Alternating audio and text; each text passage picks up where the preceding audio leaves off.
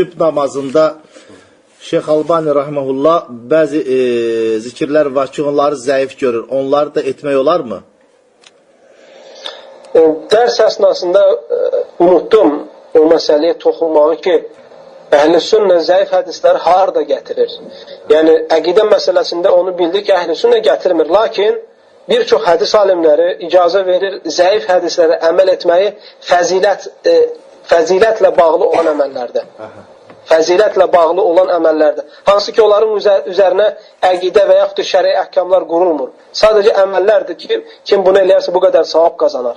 Bu baxımından icazə verirlər elm əhli. Onu da birinci şərt etməlisən ki, hədis odur ki, onun həmin hədisə israrlı şəkildə əməl eləmirsən. Bəzən tərk edirsən, bəzən əməl edirsən. Qısacası bu əsasdan da deyirəm ki, Albani Rahmanullahın gətirdiyi və yaxud da isnadına zəif hökmü verdiyi hədisləri bəzən zikr eləyib, bəzən tərk eləmək olar. Amma elə bir hədis yoxdur ki, elə bir zikir yoxdur ki, o zəif olsun, onun müqabilində səhih olmasın. Ona görə çalışın, həris olun, səhihlərlə kifayətlənməyə. Çünki hər bir zikirdə, hansı ki, zəif hədis tapırsınız və yaxud alimlər onu zəif gözlə baxıblar, zəif olduğunu deyirlər, həmin hədisi əvəz eləyən səhih hədis tapmaq mümkündür. Ona görə çalışın, hamısında səhih hədislərin edin.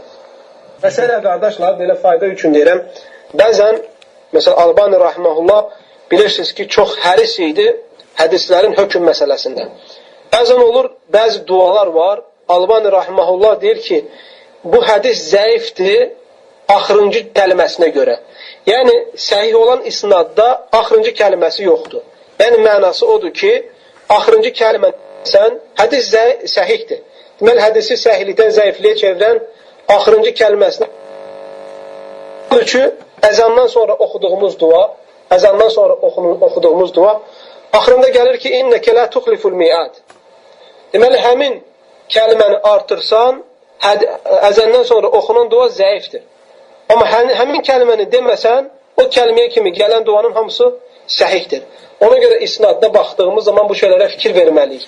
Deməli, hansı kəlmənin olmaması hədisi səhihləşdirir, hansı kəlmənin artıqlığı hədisi zəifləşdirirsə, onu qaldırmağımızla deməli, doğru səhih hədisə əməl etmiş oluruq inşallah. Ola bilər, Allah'ın bu cümhur alimlərin əqidə məsələlərində, zəif hədisi qeyd etmələrində, necə ki, Sahih Buxaridə Allah'ın izniyle, yəni o zəif hədisləri qeyd edir ki, yəni bunun məndən də xəbərim var da bu məsələdə. Yəni ola bilər mi belə ki, gələcəkdə hansı istinadla gedib çatsa, yəni bu da bəlli olsun ki, bizim vaxtımızda da bununla xəbərimiz var idi, amma zəif olaraq qeyd edilir. Yəni belə bir qayda ola bilər mi Allah'ın izniyle? O hədis kitablarında mümkündür. Amma əqidə kitablarında deyil.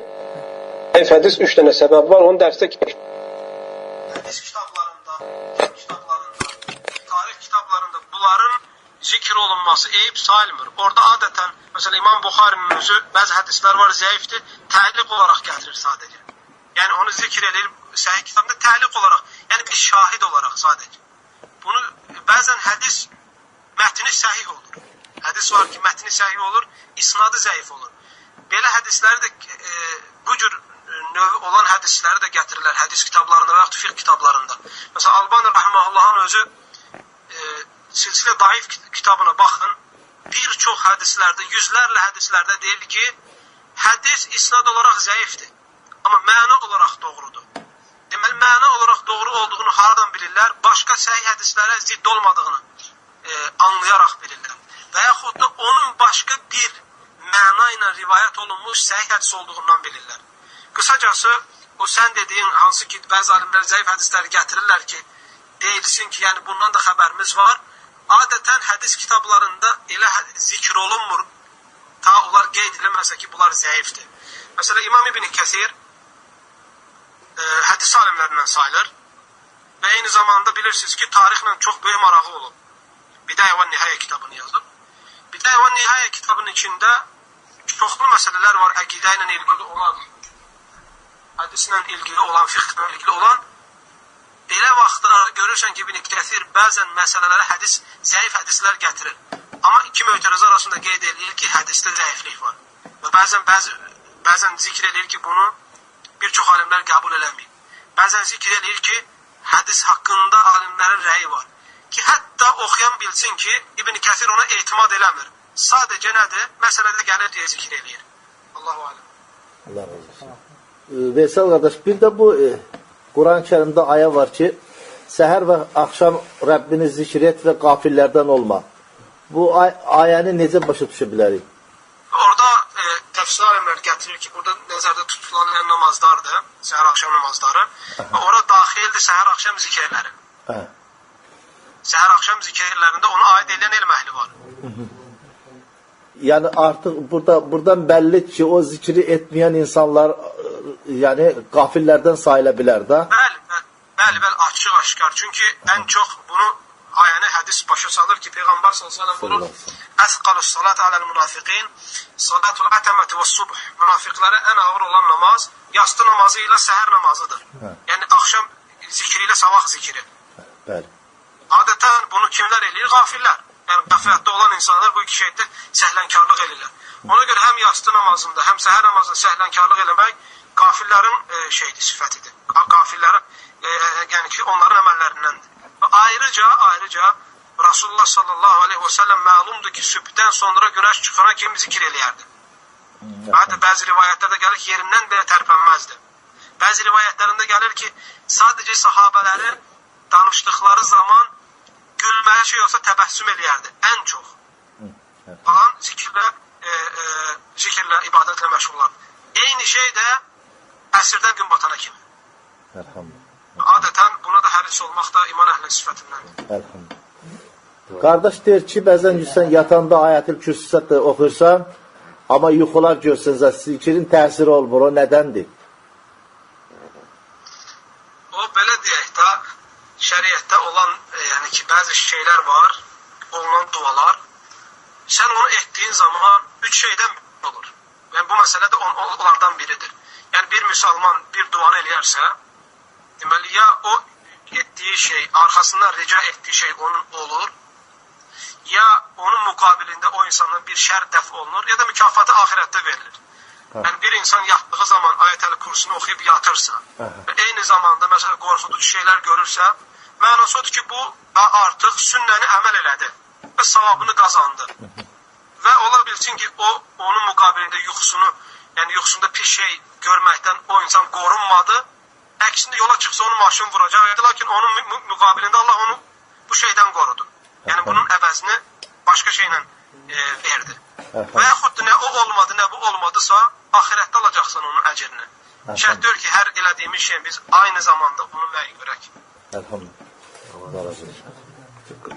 Bir də qardaş, elə bir şey, axşam yatanda evdə uşaq yatan otağa Quran qoyuruq. Məsəl üçün, özüm də yatıram orada. Orada bir xəta var, qardaş. Quran oxuyur, amma mən yatıram. Quranı etiqadla qoyarsansa xəta var, bəli. Yəni, biz Quran qoyuruq ki, orada cin şeytan olmasın və yaxud da uşağa zərər gəlməsin, uşaq qorunsun. Bu hamısı bidətdir bu şeylərin. Amma Quranı sadəcə qoyursan ki, orada təmiz dursun, pak dursun, bu babdan olar. Yox, qoyuram ki, evdə paslanıb Quran səsi gəlsin də, məsələn. Səsli şəkildə oxuyan. Məsələn, diski, kaset. Kitab şəkildə deyil, disk şəkildə qoyuram. Bəli. Yəni, uşaq otağına onu xüsusiləşdirmək, burada da ola bilər problem. Uşaq otağına onu xüsusiləşdirməyin, orada ola bilər problem. Ümumi evdə qulaq asmamız bəyənilir. Yəni, əgər oxuya bilmiriksə. Əsl nədir? Əsl oxumaqdır, qardaşlar. Əmr olunan, şəriətdə əmr olunan oxumaqdır. Yəni, insanın özü oxumasıdır. İnsan nə zaman qulaq asır, başqasına, məsələ daha çox təsirləndiyi zaman onda qulaq asa bilər. Və yaxud da öz bildiyini təkrar eləmək üçün ona baxa bilər. Və yaxud da öz oxumaqdan aciz olduğu zaman başqasına qulaq asa bilər. Ona görə, məsələ, əgər acizsənsə, məsələ, evdə qorxursansa ki, sehr olar və yaxud da müəyyən şeylər ola bilər, onda o zaman, məsələ, Baqara, Al-İmran, Nisa surəsini evdə qoyub qulaq asa bilərsən. Ümumiyyətlə, yəni, səbəb olsa da, olmasa da evdə daima Quran səsi eşitilməsi yaxşı şeydir. Lakin qorxuram ki, yəni, bunu bir otaqla xüsusiləşdirməkdə problem olar. Allah razı olsun. O, Veysel qardaş, bir dənə sənin dərsində qulaq asmışdım. Abdullah bin Məsud radiyallahu deyir ki, bizim qəlblərimiz əgər xəstə olmasaydı, Quran oxumaqdan doymazdıq. Belə bir... Bəli. Və onu İbn Teymiyyə rahimehullah gətirir Quranın fəziləti haqqında danışanda Böyük Fətvalar kitabında. Ki, əgər bizim qəlblərimiz xəstə olmasaydı, biz Quran oxumaqdan doymazdıq. Hətta sələflərdən bəziləri deyir ki, kim özünü tanımaq, dində mövqeyini bilmək istəyirsə, özünü Qurana ərz eləsin. Qurana olan mövqeyini ərz eləsin. Əslində, sələflərin ən çox etdikləri əməl bu idi. Quranı əzbərləmək, Quranı başa düşmək, onu oxumaq, tilavat eləmək. Bu hansı ki, subhanallah, bugün ən çox məhrum olunduğumuz şeylərdən biri budur. Çox təəssüflər olsun. Yəni bir kişi belə deyək də bir ata evdə oxuya bilməyəndən sonra onun zövcəsi ümid edirsiniz ki, Quran oxuyacaq. Onun övladları ümid edirsiniz ki, Quran oxuyacaq. Bəziləri deyir ki, özü öyrənmir, sonra uşağını axtarır ki, haradasa başqasının yanında aparsın, öyrətsin. Əsl odur ki, qardaşlar, özümüz bunu eləməliyik. Yəni bunun savabını özümüz almağa çalışmalıyıq. Çünki övladımız Quran oxuduğu zaman hər hərfə 10 dənə savab yazılır. Sən bunu öyrətkinlə ki, sən qəbrə gedəndən sonra oğlum hər tilavət elədikcə saysız hesabsız savablar gəlsin. Yəni bu istək var, Qurana olan istək bizdə azdır, ona görə bacarmırıq. Bəli. Elədir. Axı, bir də belə bir şeydə problem yoxdur ki, məsələn, deyirsən, Allah Subhanahu taala belə buyurur və Azərbaycan dilində onu Quran-ı Kərimdən Azərbaycan dilində dəlil deyirsən də, yəni ki, ayəni Azərbaycan dilində. Prosta, məsələn, bəzi qardaşlar deyir ki, orada elm əhli deyir ki, Allah Subhanahu taala belə buyurur və ərəb dilində deyirlər. Ancaq yəni Azərbaycan dilində deyəndə deyirlər problemdir. Yəni deyir deməlisən ki, mənaca tərcümədə belə buyurur. Yəni elə deməlisən. Ümumiyyətlə, burada ləfzdə ixtilaf var. Yəni, sadəcə ləfzdə fərq var. Biz, məsələn, ərəblər təbii ki, ərəbcə danışırlar, ərəbcə deyirlər ayəti. Lakin ərəb olmayanlar, belə deyək, ərəbcə bilənlər, nəyə görə məsələn biz ilk öncə ayəni ərəbcə deyirik? Ona görə ki, deyəndə biz onu başa düşürük, sonra tərcümə edirik. Amma ərəbcə oxusa da belə başa düşməyən adamın ərəbcə gətirməsinə ehtiyacı yoxdur. Yox, yəni Azərbaycan dilində mən desəm ki, məsələn, Allah Subhanahu taala belə buyurur. Yəni onda problem yoxdur ki, yəni Azərbaycan dilində deyirəm, birbaşa ki, Allah belə buyurur. Xeyr, onda heç bir problem yoxdur. Yəni sadəcə məna ilə deməməlisən. Hə, məna ilə yəni demirəm, deyirəm belə buyurur, Azərbaycan dilində deyirəm. Yəni necə yazılsa tərcümədə.